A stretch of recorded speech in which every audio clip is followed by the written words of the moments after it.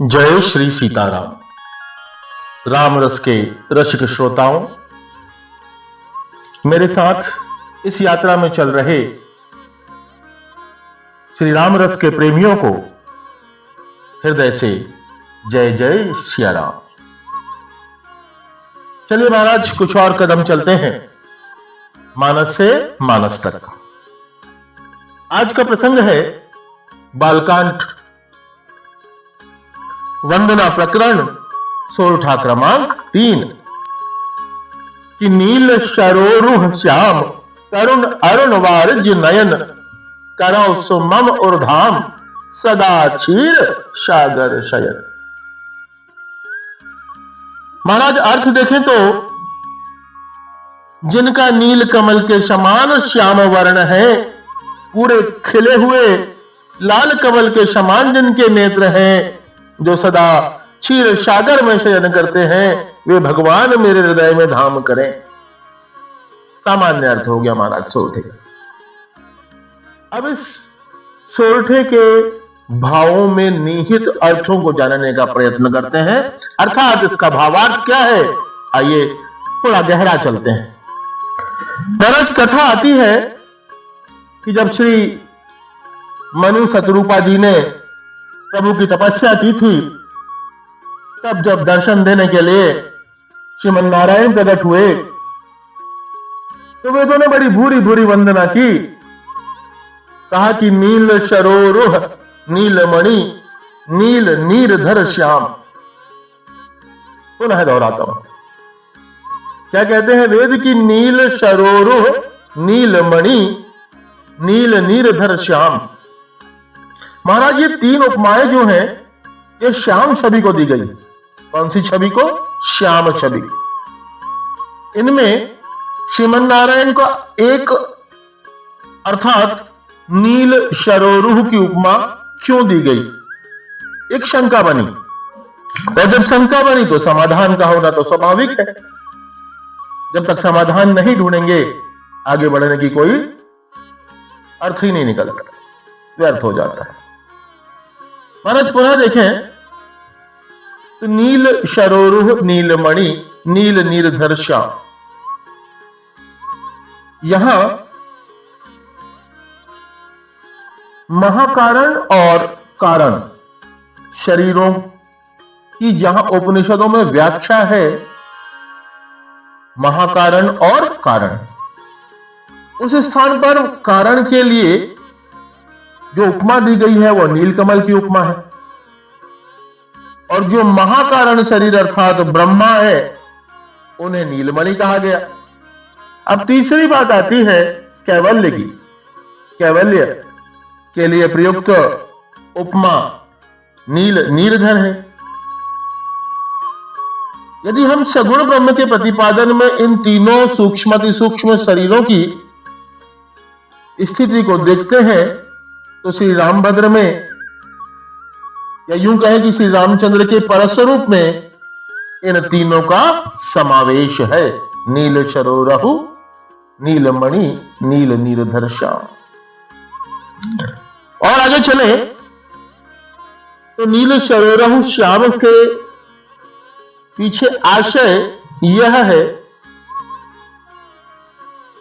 कि जो कमल होता है ना महाराज, कमल बड़ा कोमल और आर्द्र होता है, बड़ा कोमल और आर्द्र होता है। वैसे ही मेरे प्रभु करुणा युक्त मृदुल मूर्ति है। करुणामय रघुवीर गोसाई बेगी पाए अहीं तीर पराई। किसी को तकलीफ में नहीं देख सकते महाराज, और बार बार मधु मूरत जो ही लाग ही तात बयारी नमो। आगे चले महाराज, जो श्याम रंग है, श्याम स्वरूप प्रभु का अच्युत भाव का द्योतक है, अच्युत भाव का, और इस रंग पर कोई दूसरा रंग चढ़ता ही नहीं। जैसे सदा एक रस बना रहता है, एक रस बना रहता है ये रंग, इस पे कोई दूसरा रंग नहीं चढ़ता। वैसे ही भगवान शरणागत पर एक रस प्रेम रखते हैं, और महाराज चूक होने पर भी फिर शरणागत को नहीं त्याजते। एक बार पकड़ लिया तो परमानेंट फिक्स। ये तो हो गई नील सरोरहु श्याम। अब आते हैं अगले पद पर, तरुण अरुण वारिज नयन। तो तरुण से तात्पर्य है युवावस्था का, और पुनः यह तरुण जो है वह वारिज का विशेषण है, अर्थात पूर्ण खिले हुए कमल के समान। और ये पूर्ण खिले हुए कमल के समान की जो उपमा है वो नेत्रों को दी जाती है प्रभु के। कैसे हैं नेत्र प्रभु के? तो प्रभु के नेत्र हैं कर्णांत दीर्घ नयनम नयनाभिरामम। कान तक लंबे खिंचे हुए नेत्र प्रभु के हैं। अरुण कंजदल लोचन सदा दास अनुकूल। पुनः तरुण कहकर यह जनाया गया कि भक्तों के दुख का हरण करने के लिए प्रभु किंचित मात्र भी आलस्य नहीं करते, टाइम लगाते ही नहीं। आप बुलाओ और प्रभु जय श्री राम। किंचित मात्र भी आलस्य नहीं है प्रभु। और यही बात यह तरुण यहां बता रहा है। कारण यह कि तरुणावस्था जो है, युवावस्था जो है, इसमें आलस्य नहीं होता। और अरुण क्या बता रहे हैं? तो नेत्रों की अरुणता राजस गुण का द्योतक है। जैसे कि योग निद्रा से जागे हुए महापुरुष के भक्त भयहारी भाव को प्रदर्शित करने वाला यह शब्द अरुण है। यहां मेरे प्रभु की जो आंखें हैं ना महाराज, वो लाल लाल नहीं है।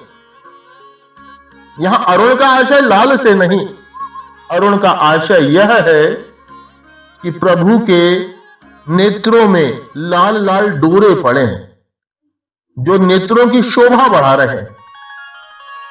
और अगर ध्यान से उस ओर निहारें तो ये जो ललाई है ना प्रभु की आंखों में, ये जो डोरे हैं ना, ये भगवान के दुख हरण स्वभाव का द्योतक है। जय श्री राम। अब आते महाराज तीसरी बात पर, करो सो मम और धाम।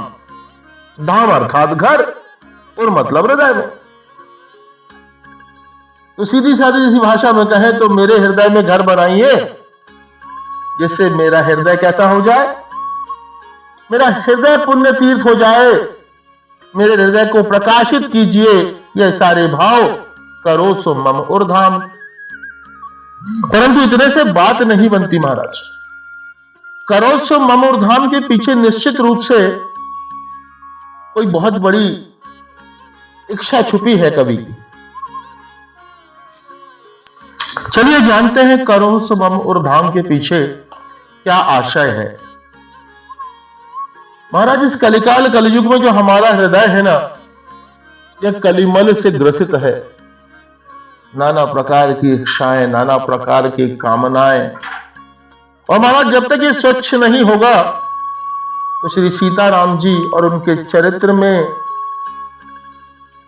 नहीं लगेगा।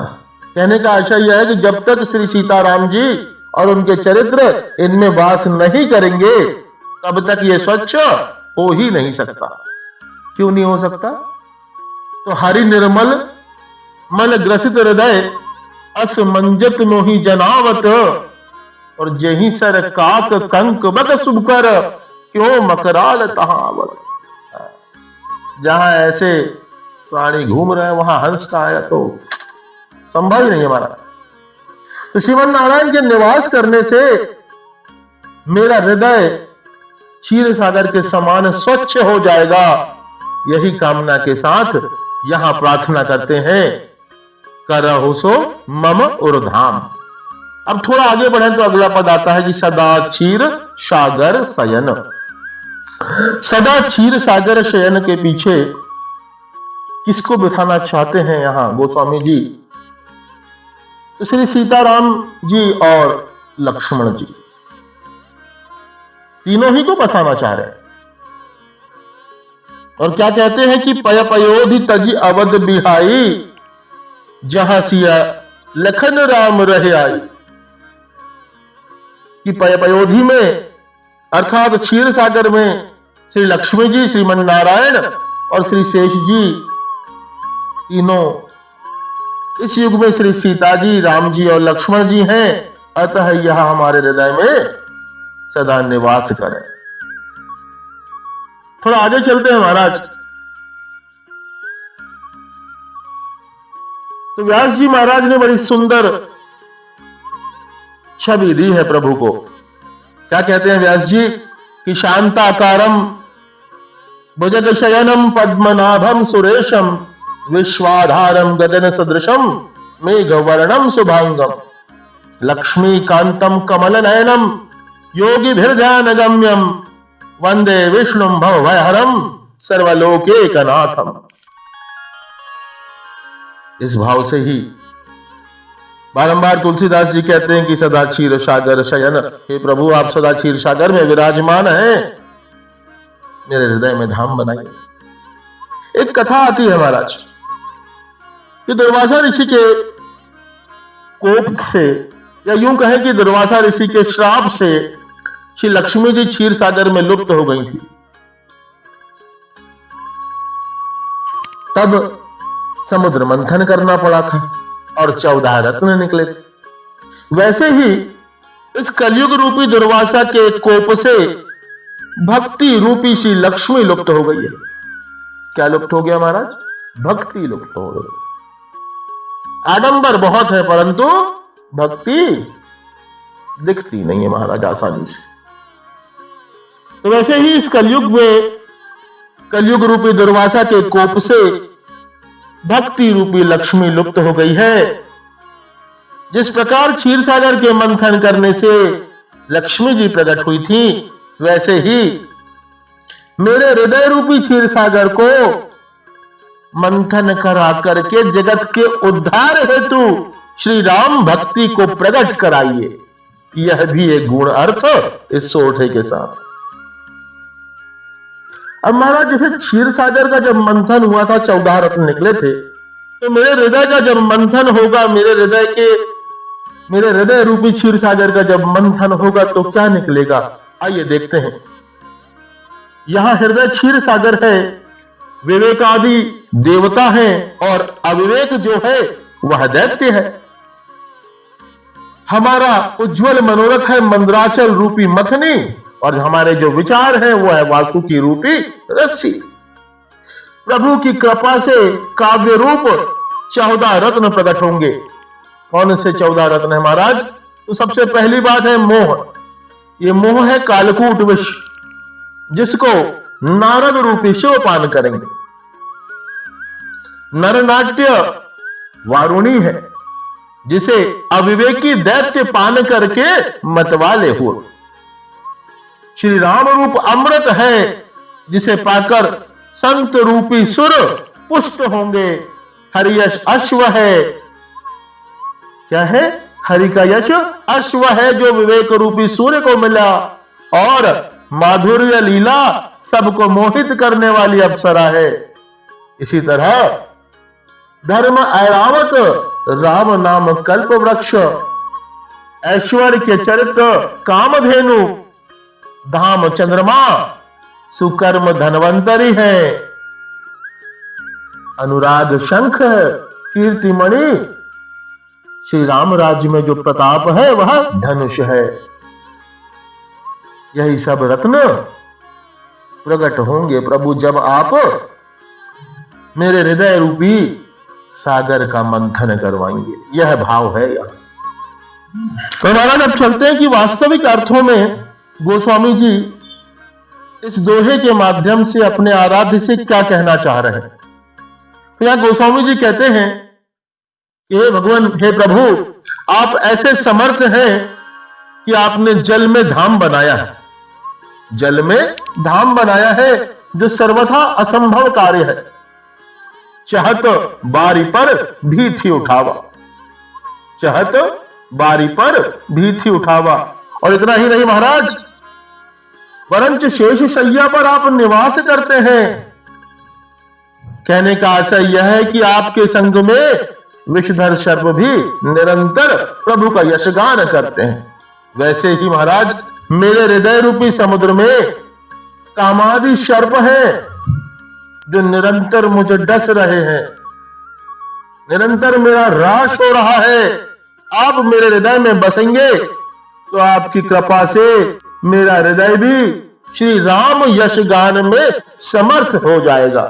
यही कामना है महाराज इस सोरठे के पीछे कि नील सरोरहु श्याम करुण अरुण वारिज नयन करो सुमम उर्धाम सदा क्षीर सागर शयन। प्रियजनों, यहां इस सोरठे की व्याख्या थी। आप और आपका परिवार स्वस्थ, सुरक्षित और सुखी रहें। राम जी की कृपा सदा सर्वदा आप सबों पर बनी रहे, इसी कामना के साथ जय जय सिया राम।